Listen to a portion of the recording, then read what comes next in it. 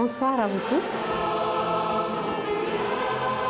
Nous continuons notre série de conférences sous le thème « Connais-toi toi-même ». Aujourd'hui, nous allons parler de l'homme qui contient en lui l'univers. Il est une miniature de l'univers. Aux Indes, il y a des sages qui probablement n'ont rien à faire, alors ils s'amusent, ils prennent une coquille de noix de Grenoble et dans cette coquille, qui ressemble à un hémisphère du cerveau, ils placent 108 verges de soie. Et probablement qu'ils connaissent la structure de notre cerveau. Car notre cerveau est une miniature de galaxies. Comme peut-être cette coquille de noix est aussi une miniature de notre cerveau. Et même à travers la nature, à travers les fruits, à travers des légumes, nous allons découvrir de telles merveilles qu'on sera bien étonné à quel point tout se trouve en nous, à quel point tout est lié et à quel point tout ne fait qu'un. Alors imaginez la petite coquille d'une noix qui peut contenir des verges et des verges de soie. Et quand nous allons connaître la matière de notre cerveau, elle est assez soyeuse peut-être, elle est assez lumineuse, et nous serons bien étonnés combien de verges de cette matière soyeuse peut être placée dans une coquille semblable à notre cerveau. Et puisque ces sages savent s'amuser si bien, c'est que peut-être, on n'est pas certain, mais peut-être, ils connaissent la structure d'une galaxie. Alors imaginez qu'à travers ces correspondances, à travers une loi qui s'appelle la loi d'analogie, à travers une petite chose, nous allons connaître les plus grandes choses qui existent dans l'univers. Présentement, nous utilisons à peine 1/10 de notre cerveau. Alors, le reste, c'est à étudier.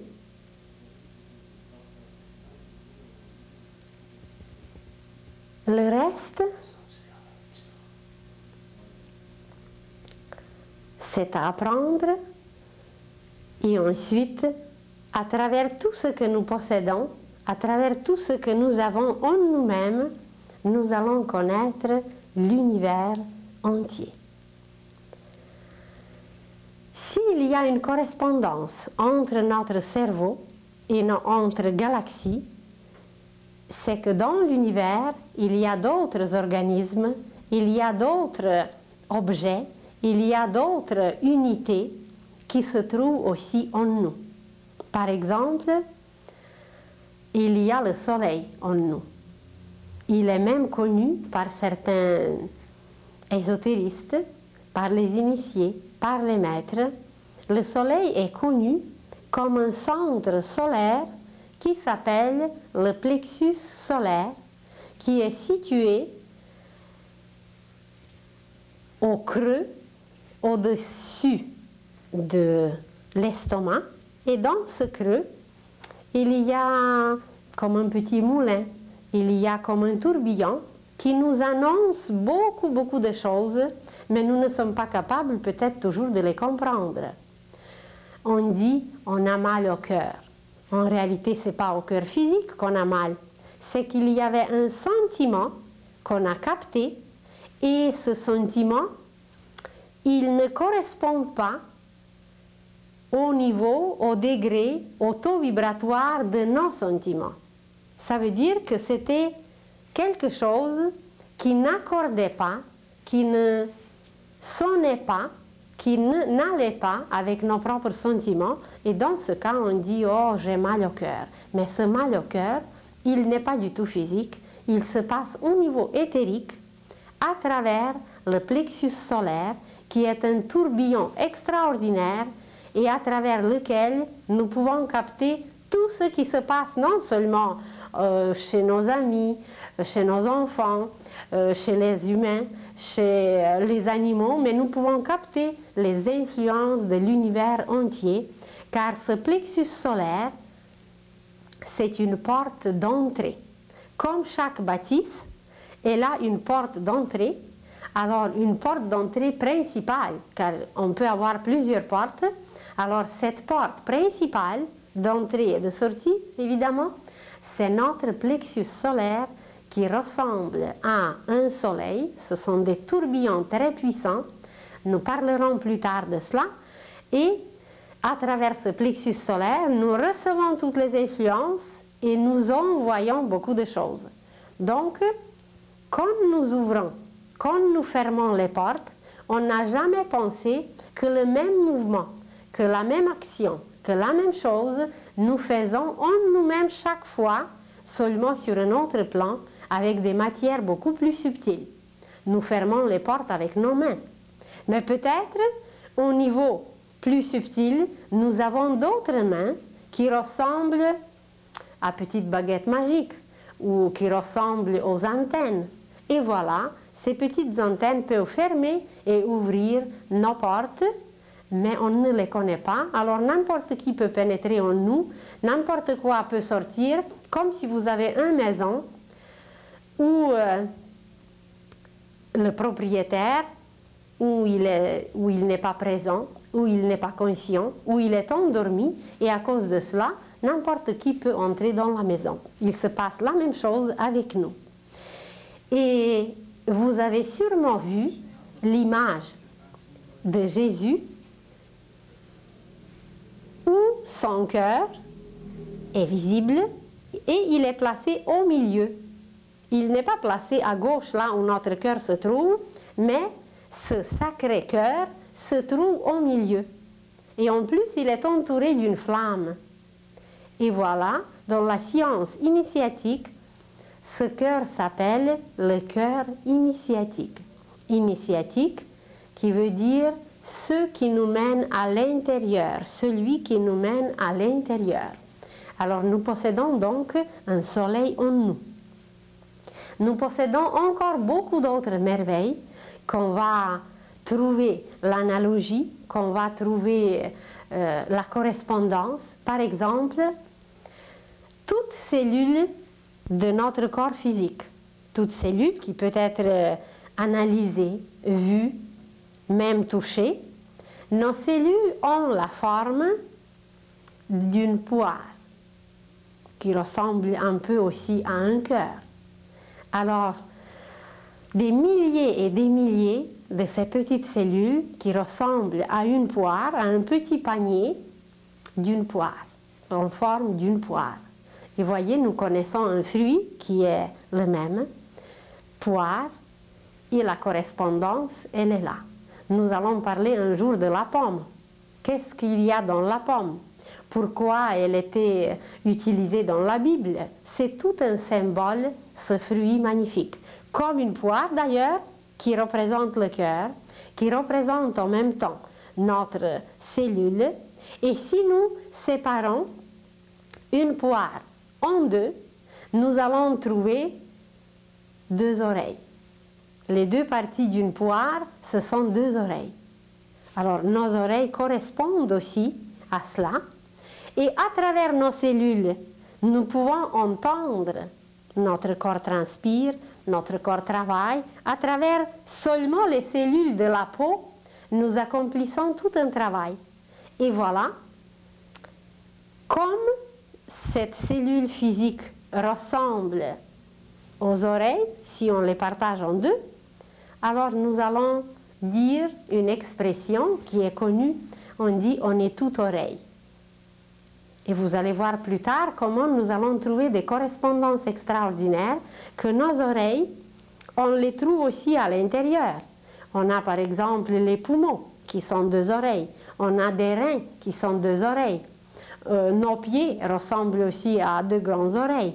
Alors quand nous disons on est tout oreille, ça veut dire qu'on prête toute notre attention et par toutes nos cellules, nous captons, nous écoutons, nous entendons. On trouvera beaucoup d'autres correspondances à travers les fruits, à travers les légumes, à travers les minéraux, à travers les pierres précieuses. On va parler un jour, par exemple, des pierres précieuses. Et nous allons, d'ailleurs, si nous lisons l'Apocalypse, la description qui est donnée du temple, qui est donnée de la Nouvelle Jérusalem, nous allons trouver des merveilles et on ne nous a peut-être jamais expliqué que cette Nouvelle Jérusalem, c'est nous-mêmes, c'est notre corps, c'est le temple de l'Esprit où l'Esprit doit habiter. Alors quand on nous a dit, ne savez-vous pas que vous êtes le temple de Dieu et que l'Esprit de Dieu vous habite, eh bien c'est justement ce temple, c'est notre corps. Et dans notre corps, comme on a dit tout à l'heure, il y a une porte d'entrée principale qui se trouve au niveau du plexus solaire, qui était connue. Même Jésus est présenté avec cette porte quand on le présente avec le cœur initiatique, le cœur qui mène à l'intérieur de nous-mêmes et qui nous lie avec l'intérieur de toutes choses qui existent. Alors, c'est une des portes, c'est une porte principale, mais nous avons beaucoup d'autres portes. On va découvrir qu'exactement comme c'est décrit dans l'Apocalypse, la Nouvelle Jérusalem, avec toutes ses portes et toutes ses merveilles, nous possédons aussi 12 portes. Sur la tête, nous avons 7 portes. On a 2 oreilles, on a 2 yeux, 2 narines et une bouche, ça fait 7 portes. Et chaque porte a un travail tellement merveilleux que seulement le symbolisme, seulement ce travail qu'une porte peut accomplir, c'est une science universelle, c'est une science cosmique. Ensuite, on a le nombril, on a 2 portes sur la poitrine qui sont fonctionnelles chez la femme et qui ne sont pas pour l'instant fonctionnelles chez l'homme. Et ensuite, 2 autres portes, ça serait facile de trouver pour tout le monde. Alors ça donne 5 autres portes, plus les 7 portes qui se trouvent sur la tête, alors ça donne 12. Ça donne 12. Pourquoi 12? On en parlera aussi plus tard. Ça correspond aux 12 signes du zodiaque, ça correspond à d'autres choses qui est au nombre de 12 en nous-mêmes. Un jour, nous parlerons de nos glandes, et que nos glandes, sur un autre plan, ont une correspondance éthérique qui s'appelle chakras. Ces chakras, ce sont des tourbillons d'énergie qui se trouvent en nous. Alors on va les énumérer un jour, on va les voir même à travers une autre image. Tout au long de la colonne vertébrale, nous possédons ces centrales et nous les utilisons constamment. Pour tout travail que nous faisons, pour toute manifestation qu'il faut accomplir, nous utilisons les énergies de ces 7 chakras. Le mot chakra veut dire roue. En sanskrit, ce mot veut dire roue, ça veut dire un tourbillon. Vous savez qu'une roue peut fonctionner très lentement ou elle peut marcher très rapidement. Vous imaginez un ventilateur et vous le branchez à une certaine vitesse, on peut encore voir ses rayons, il va tourbillonner à peine. Et quand on le branche à une autre vitesse, ça va devenir un tel tourbillon qu'on ne voit plus la roue, qu'on ne voit plus les rayons de la roue, mais on voit seulement un tourbillon. Alors en nous-mêmes, tout au long de la colonne vertébrale, il y a 7 roues principales, parce qu'on a d'autres qui sont secondaires, et ces 7 roues nous lient à certaines planètes, aux 7 planètes, elles nous lient aux 7 systèmes solaires qui nous influencent sans cesse, car vous le savez qu'il y a des systèmes et des systèmes solaires à l'infini. Alors nous recevons les énergies non seulement de notre soleil, mais des autres, à travers nos propres centres énergétiques. Ensuite, Elle nous lie avec les mêmes chakras qui se trouvent au niveau cosmique. Il y a les centrales énergétiques au niveau cosmique et nous sommes liés à ces centrales et nous allons voir tout cela en images, mais plus tard. Alors, si nous regardons juste quelques petites correspondances, juste quelques petits faits qui nous échappent quelquefois, qu'on n'a pas vus ou qu'on ne nous a pas enseignés, nous allons découvrir qu'il y a vraiment des merveilles qui nous entourent et qu'on peut découvrir et qu'on peut s'émerveiller sans cesse. Alors l'homme représente par lui-même une miniature de l'univers. Un jour, nous parlerons d'une structure universelle qui ressemble à un arbre. Et cet arbre s'appelle l'arbre de vie. Et l'homme, sur cet arbre de vie, a sa place, car sur un arbre, il y a beaucoup de parties. Vous savez qu'il y a des feuilles, qu'il y a des fruits, qu'il y a des fleurs, qu'il y a des branches, qu'il y a le tronc, qu'il y a des racines. Et à chacune de ces parties, il y a même en nous des choses qui correspondent. Très bientôt, nous le verrons en image, comment la correspondance avec un arbre est extraordinaire. Et à quoi correspondent par exemple les feuilles d'un arbre qui s'en vont. Chaque automne, ces feuilles s'en vont et il y a une partie en nous-mêmes qui s'en va aussi après un cycle. Il y a en nous des racines qui sont beaucoup plus stables, qui sont beaucoup plus durables, car sans racines, aucun arbre ne peut exister. Il y a des fruits en nous et nous serons émerveillés comment partout et par tout ce que nous faisons, nous pouvons former un fruit, nous pouvons trouver en nous un fruit et l'offrir aux autres comme l'arbre le fait. Alors, à travers l'être humain, à travers ce thème qu'on a choisi, connais-toi toi-même, en nous connaissant graduellement, petit à petit, nous allons découvrir l'univers sans se déplacer pour débuter, sans aller trop loin. Par cette connaissance de l'être humain, nous allons découvrir l'univers, car tout est en nous. Nous sommes une miniature de l'univers qui s'appelle depuis des millénaires mini-cosme. Il existe un maxicosme qui est l'univers lui-même et il existe le mini-cosme qui est nous-mêmes. On nous a parlé par exemple dans la Bible de cet esprit devant le trône. Et c'est cet esprit devant le trône, nous allons le trouver en nous-mêmes. On a mentionné tout à l'heure des chakras. Alors ces 7 chakras représentent cet esprit devant le trône.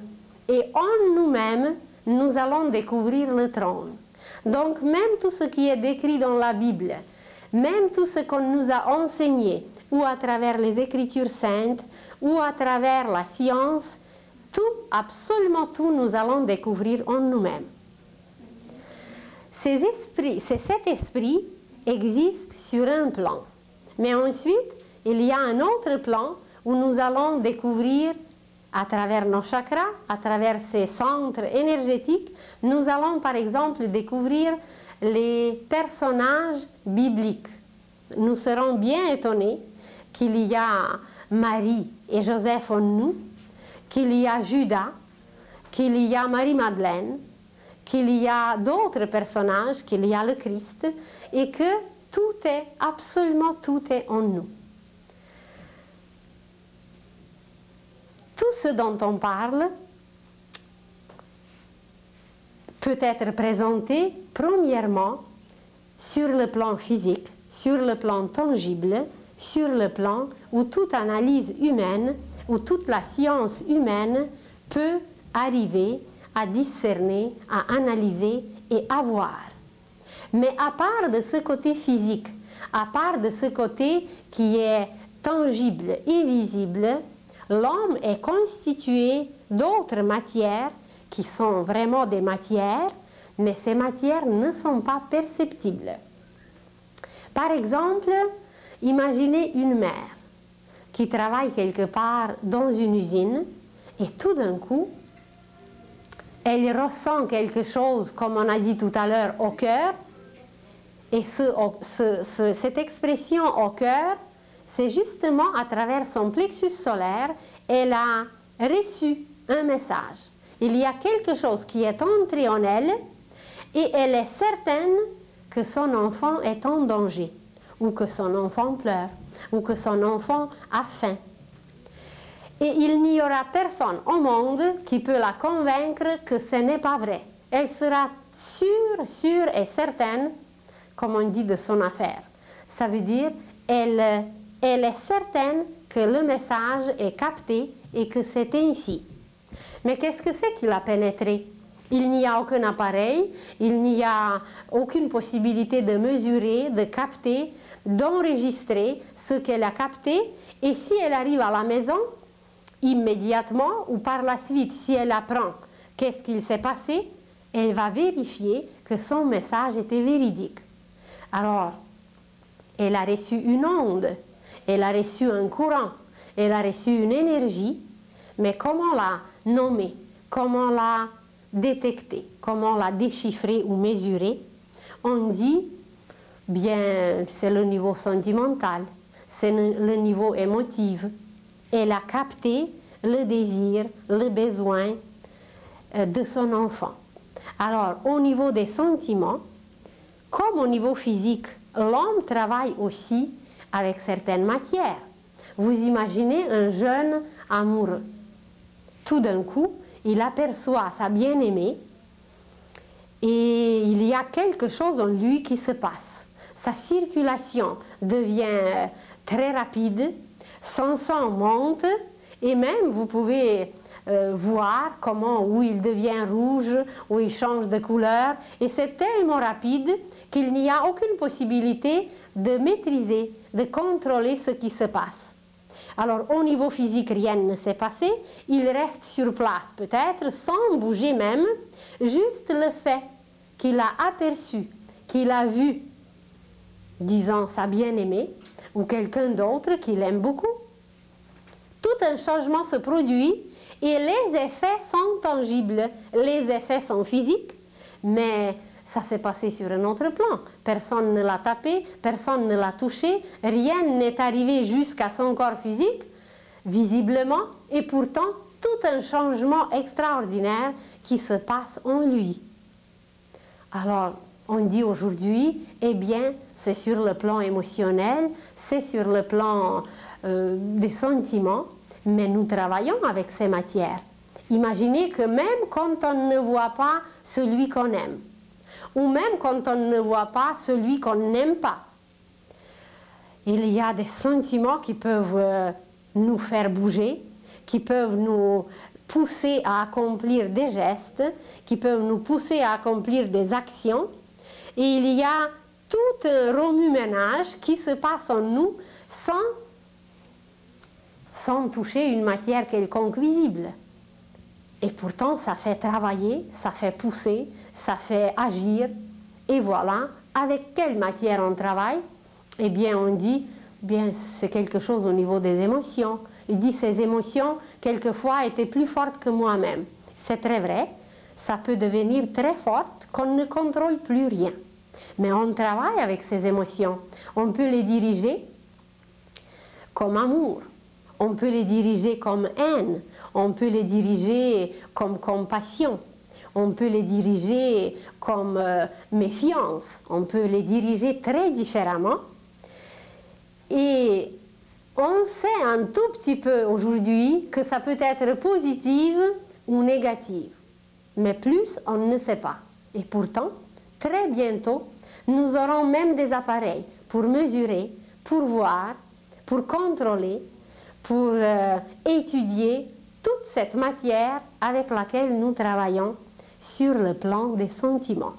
Aujourd'hui, ce plan est appelé astral.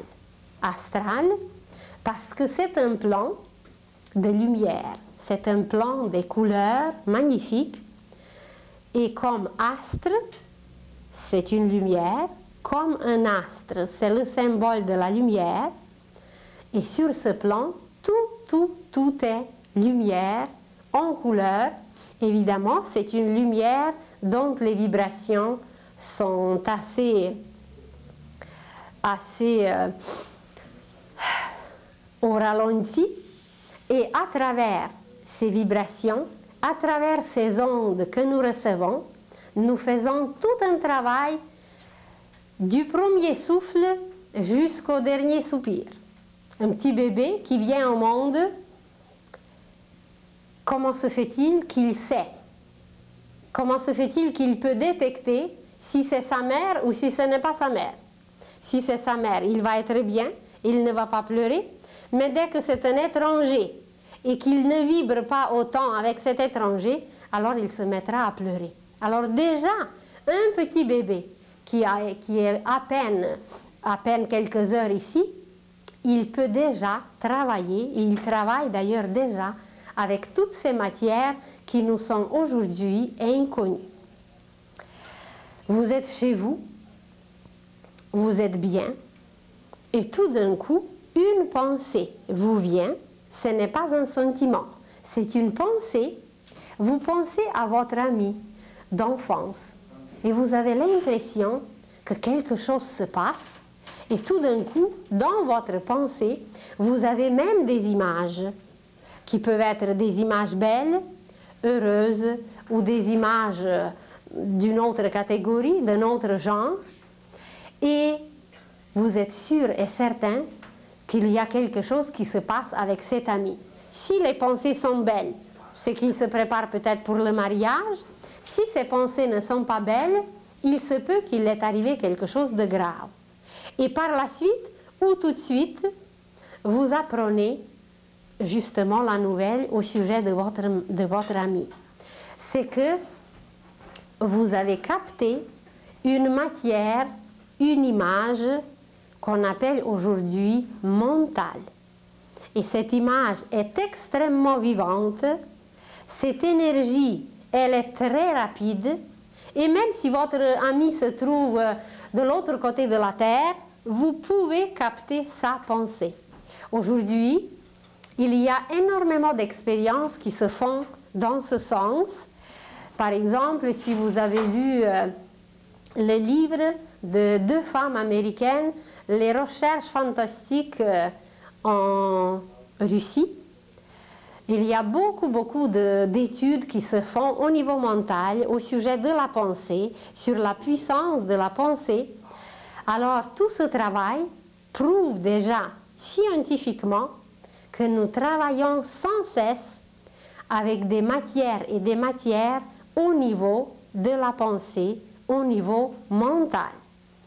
Et même bientôt on va découvrir qu'il y a le mental concret qui peut être présenté par une image, par une pensée concrète, par une pensée imagée, mais qu'il y a une autre partie de notre mental qui est plus abstraite, qui ne peut pas être présentée par une image. Seulement par la suite, nous sommes capables d'extraire des images de ce symbole, de faire des images, mais en elle-même, cette pensée est comme un symbole, comme une sémence.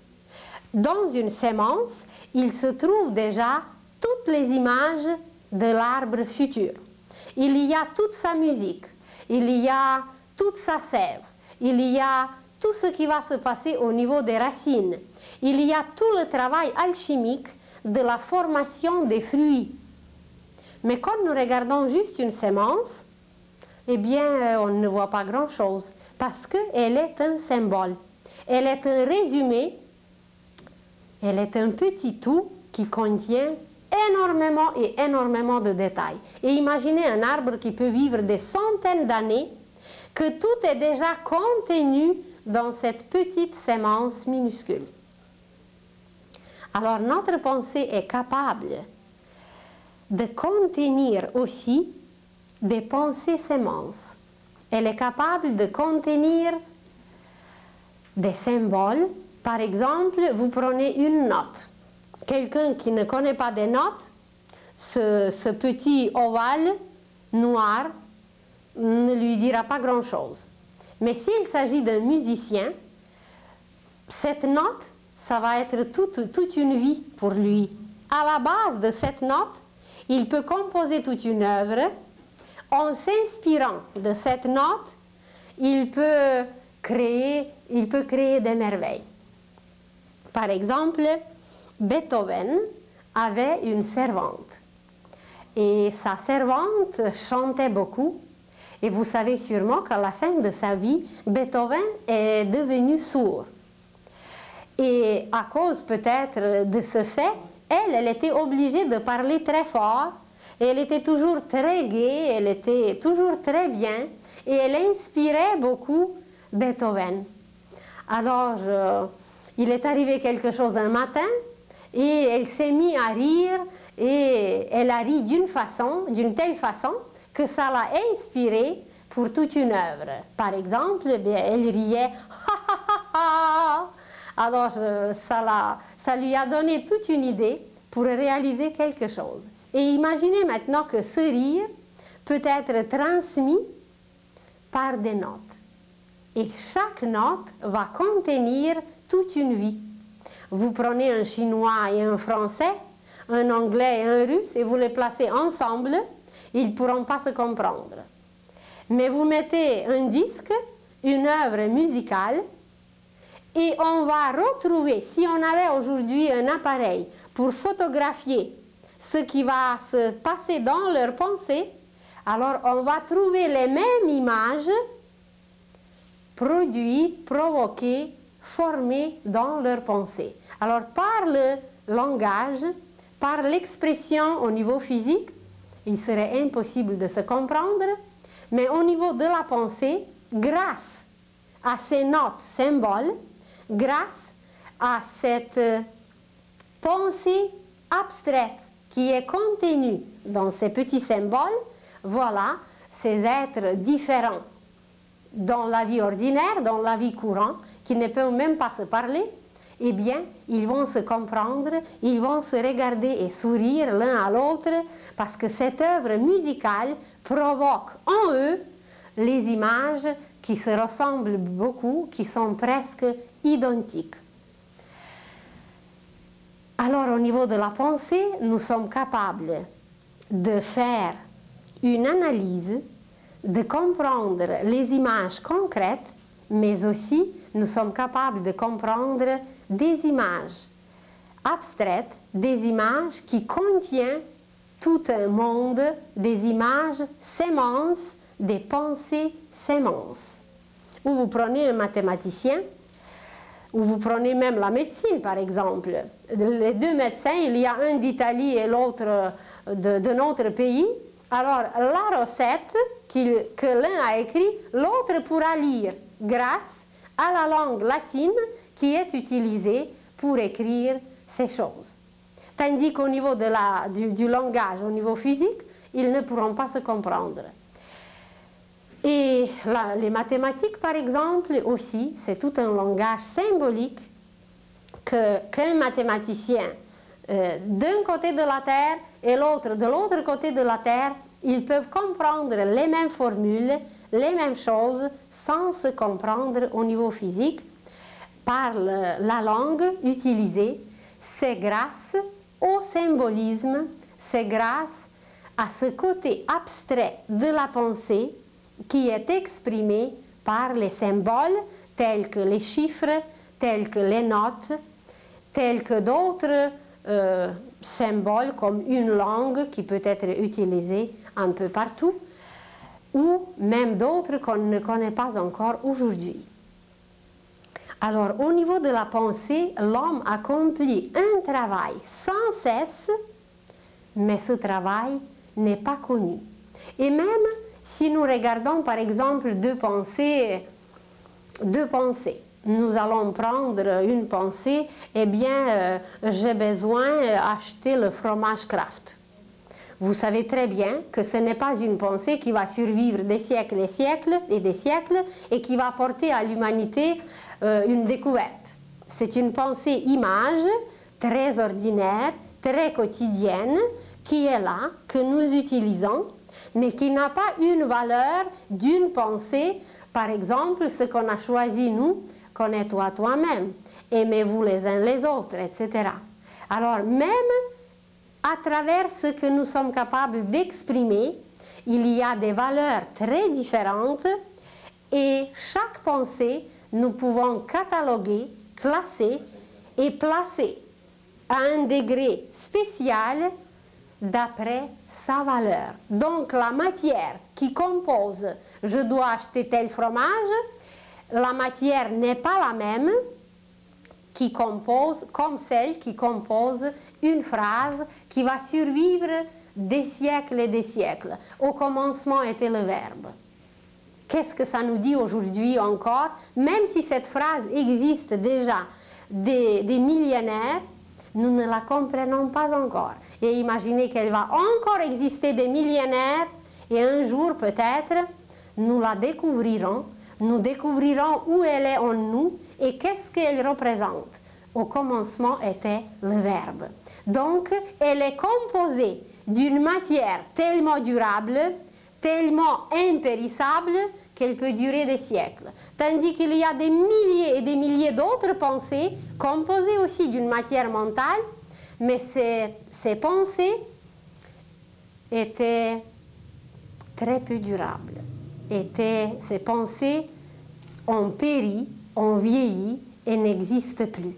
Donc au niveau de la pensée, comme au niveau physique, il y a des métaux ordinaires, il y a des métaux précieux, il y a des pierres ordinaires, il y a des pierres précieuses, il y a des hommes ordinaires, il y a des hommes plus précieux, il y a des génies, il y a des saints, il y a des initiés, il y a des maîtres, il y a des anges.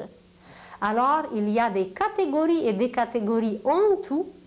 Et aujourd'hui, à peine pour la première fois peut-être, nous parlons que même dans notre pensée, nous utilisons des matières très différentes, qui peut être comparées avec le travail de tisser. Imaginez une femme qui tisse, elle peut tisser un lainage, un tissu très épais, très rugueux, et une autre qui peut tisser la soie, quelque chose de très beau, qui va durer très longtemps, qui s'use plus lentement. Et voilà, dans notre pensée aussi, même on va apprendre comment utiliser ces matières, comment tisser, comment composer des pensées qui peuvent durer des siècles. Apparemment, depuis Socrate, aucune nouvelle pensée n'est apparue sur Terre.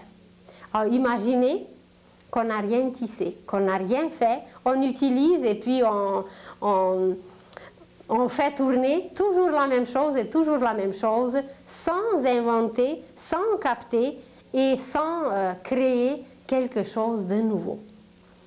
Toutes ces choses, nous les vivons 24 heures par jour, seulement nous ne sommes pas conscients.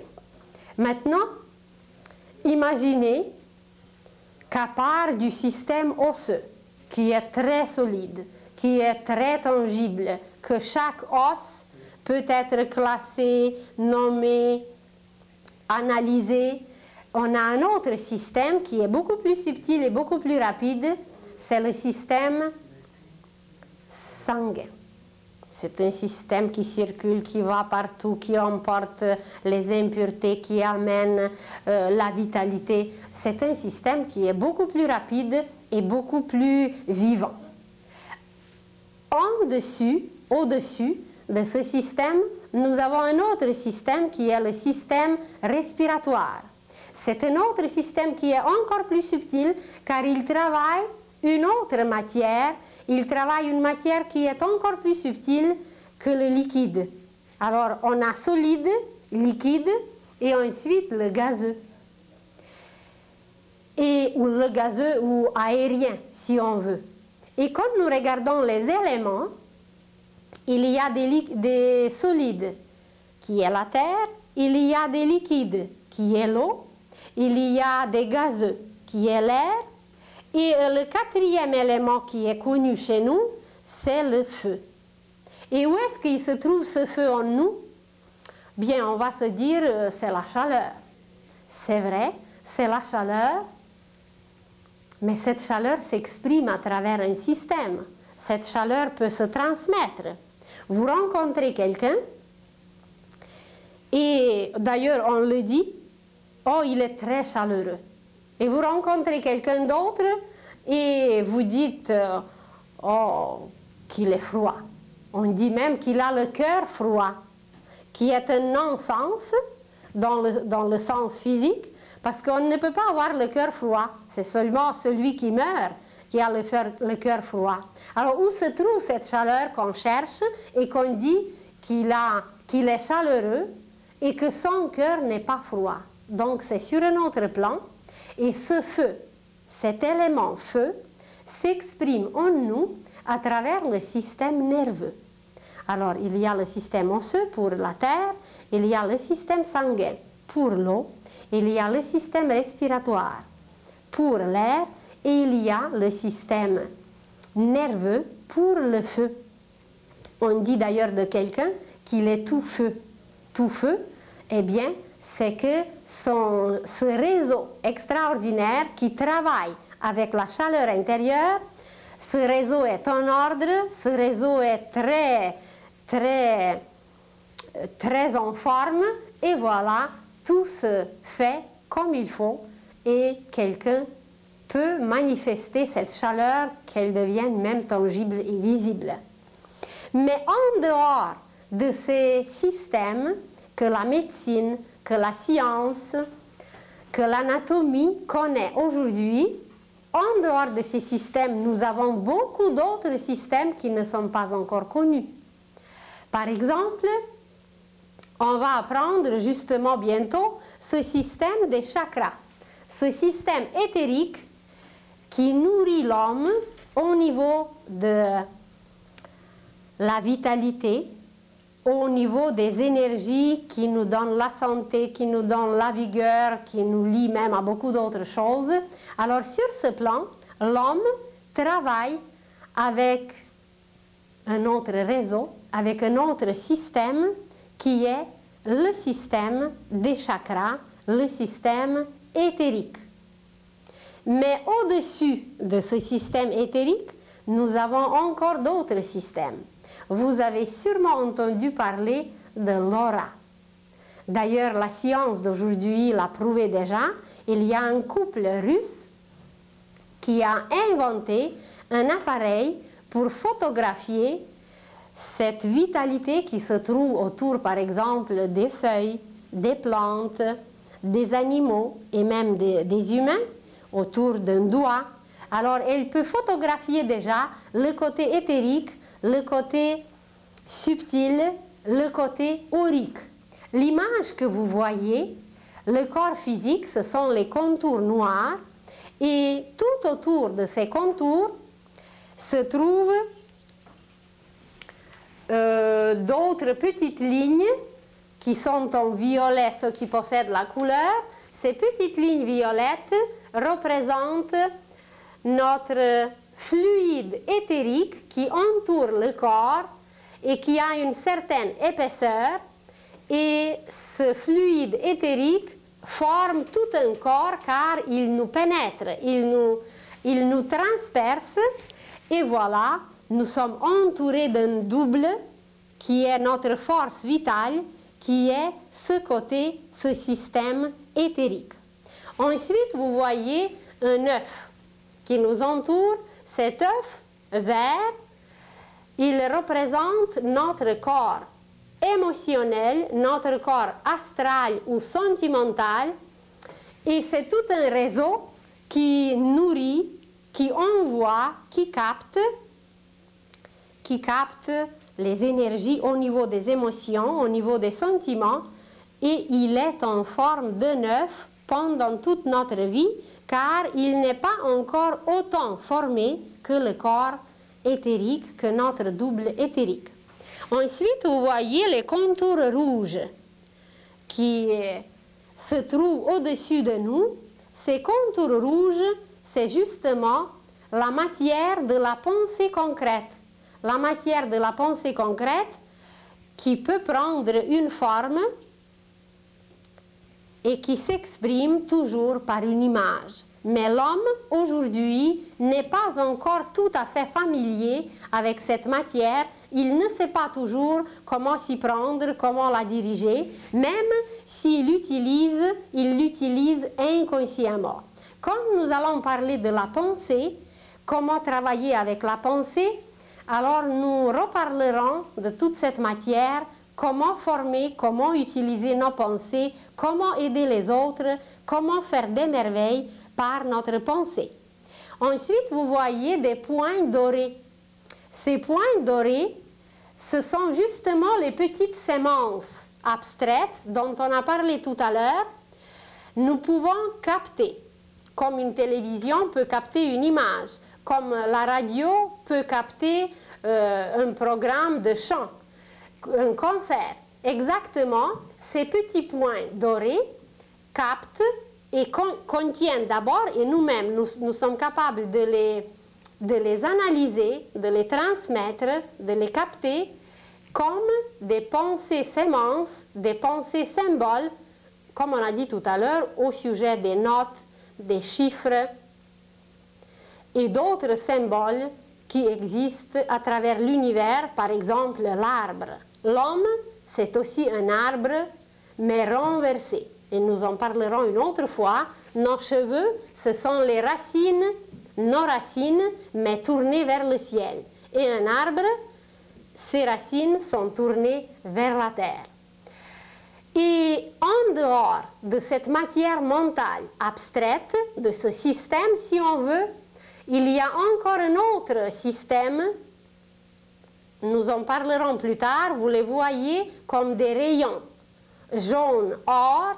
Et ces rayons jaune-or nous permettent d'utiliser, de capter une autre matière qui est au-dessus de la matière mentale, qui est encore plus subtile que la matière mentale, et elle s'appelle la matière bouddhique. La matière bouddhique qui était utilisée par exemple par les saints. Les saints dans leur amour immense. Les saints dans leur travail qu'ils ont accompli envers les humains, il utilisait un amour infini. Il utilisait une matière que les hommes ordinaires n'utilisent pas encore. Vous prenez par exemple une sainte de notre époque qui est Mère Teresa. Mère Teresa, vous pouvez vous demander, mon Dieu, d'où est-ce que cette petite femme, qui est toute menue, qui a quand même un âge très respectueux, d'où est-ce qu'elle prend ses énergies pour accomplir toutes ses œuvres? Alors, ces énergies, ces images, sa nourriture provient justement de ce plan bouddhique qui veut dire raison pure et amour pur. Sur ce plan, ce qui est partagé, séparé, plus bas, au niveau des sentiments et au niveau de la pensée, où ça peut être positif, négatif, noir et blanc et d'autres couleurs, sur ce plan, c'est l'amour pur et les raisons pures qui sont unies, qui sont ensemble. C'est le mariage de la sagesse et de l'amour. Et quand on se nourrit de ce plan, quand on utilise cette matière, c'est qu'on devient infatigable, c'est qu'on devient créateur, c'est qu'on peut accomplir des œuvres planétaires, et tous les êtres, tous les saints qui l'ont fait, c'est qu'ils se sont nourris sur ce plan. Alors, imaginez-vous quelle sorte de système, quelle sorte de pensée, quelle sorte de sentiment subtils ils possédaient pour accomplir leurs œuvres. Et tous les humains, heureusement, très bientôt, vont apprendre à utiliser ces matières. Tous les humains vont devenir les créateurs, infatigables créateurs, et non seulement cela, mais on va acquérir l'immortalité. ces énergies divines vont nous nourrir sans cesse, dès que nous serons branchés évidemment, et nous allons atteindre l'immortalité. Et quand on a parlé de l'ère du Verseau, justement, l'humanité travaillera pendant cette ère, pendant cette période, pour acquérir, pour atteindre l'immortalité, car on saura comment se brancher, comment utiliser ces énergies précieuses qui nous entourent, qui sont là, qui sont accessibles pour tout le monde, mais on ne sait pas comment s'y prendre, comment les utiliser. C'est comme si vous imaginez quelqu'un qui habite dans une cave et il reste tout le temps dans sa cave et il n'a jamais vu le soleil. Alors qu'est-ce qu'il lui reste? Bien, c'est juste de sortir de sa cave et il verra le soleil. L'humanité, en face de ces énergies, est semblable à celui qui habite dans la cave.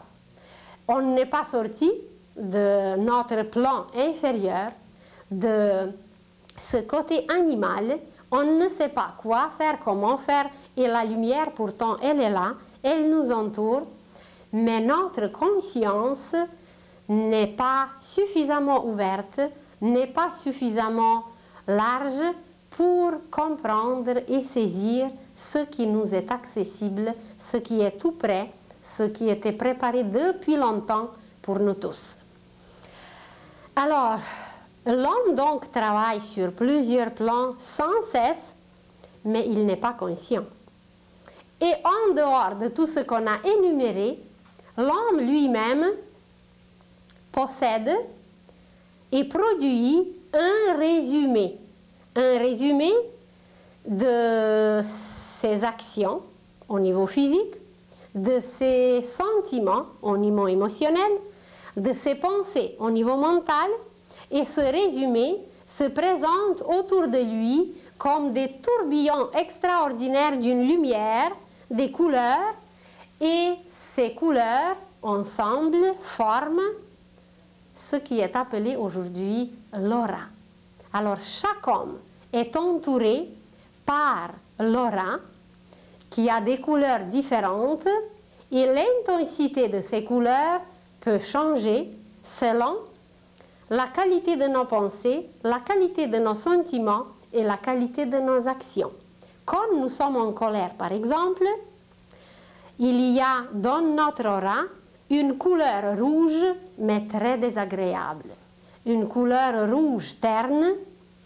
Et si quelqu'un passe à côté de nous, eh bien, on le salit par cette couleur qui n'est pas belle, qui est terne, qui est un peu sale.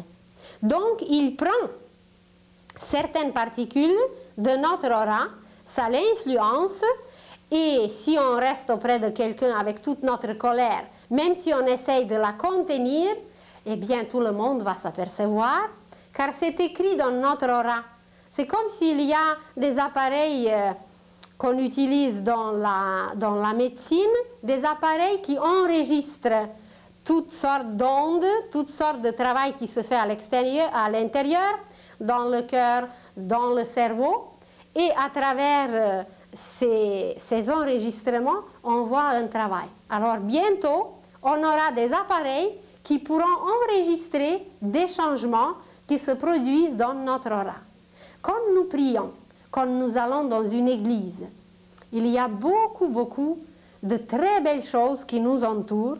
On peut même attirer des êtres, si vous voulez qu'on les appelle des anges, des êtres invisibles qui vont nous accompagner. Et si notre prière est très sincère, on peut se faire des amis parmi ces êtres invisibles et qui vont nous accompagner tout le temps.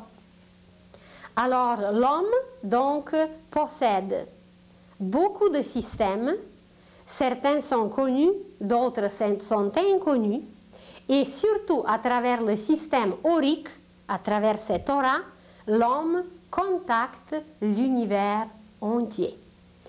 Et de cette façon, il représente une cellule, il représente un système en lui-même, un système dans l'univers. Comme il y a le système solaire, comme il y a le système zodiacal, comme il y a le système galactique, l'homme en lui-même représente tous ces systèmes et nous allons trouver des correspondances magnifiques car il est par lui-même l'univers. L'univers en miniature et il n'y a pas une mouche, il n'y a pas un insecte, il n'y a pas une chose la plus minime, la plus petite qui existe en dehors dans l'univers qui ne se trouve pas en nous. Vous allez dire, oh j'aimerais savoir combien de mouches j'ai en moi. On va en parler. Les mouches se trouvent au niveau des sentiments. Nos sentiments qui ne sont pas beaux, nos sentiments qui produisent, qui se nourrissent des saletés, eh bien ce sont des mouches en nous. Alors nous allons trouver des correspondances magnifiques qui nous prouveront que l'homme est un univers. Alors je vous remercie beaucoup pour votre patience et la semaine prochaine nous allons encore continuer par d'autres choses. Ça va être les différents niveaux de la conscience humaine. Nous allons parler de l'inconscient, du subconscient, de la conscience, de la superconscience et comment ces niveaux différents sont placés en nous, à quoi ils correspondent, où nous les trouvons dans la nature et comment nous pouvons les utiliser pour nous comprendre et pour nous connaître mieux.